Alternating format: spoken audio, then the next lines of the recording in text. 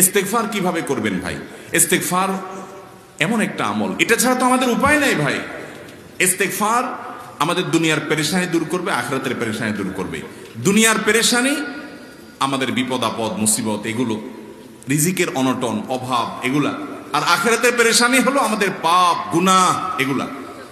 কোরআনে কারিমে আল্লাহ রাব্বুল আলামিন সূরা নূহের মধ্যে আল্লাহ নবী নূহ আলাইহিস সালাম তার সম্পর্কে বলছেন, ফাকুলতুস্তাগফিরু রাব্বাকুম ইন্নাহু কানা গাফফারা ইউরসিলিস সামাআ আলাইকুম মিদরারা ওয়া ইউমদিদুকুম বিআমওয়ালিন ওয়া বানিন ওয়া ইয়াজআল লাকুম জান্নাতিন ওয়া ইয়াজআল লাকুম আনহারা। তিনি বলেন, আমি বলেছি আমার জাতিকে তোমরা ইস্তেগফার করো, আল্লাহর কাছে ইস্তেগফারটা করতে থাকো। রুটি রুজি নাই, চাকরি নাই, ইনকাম নাই, ব্যবসা খারাপ যাচ্ছে, পেরেশানি হচ্ছে, ইস্তেগফার ধরো, কি হবে? ইন্নাহু কানা গাফফারা। যদি ইস্তেগফার করো, এক নম্বর লাভ হলো আল্লাহ মাফ করে দিবেন গুনাহ। ইউরসিলিস সামাআ আলাইকুম মিদরারা, যাতে ফসল ভালো হয়, রিজিক ভালো হয়, সেই ব্যবস্থা আল্লাহ করবেন।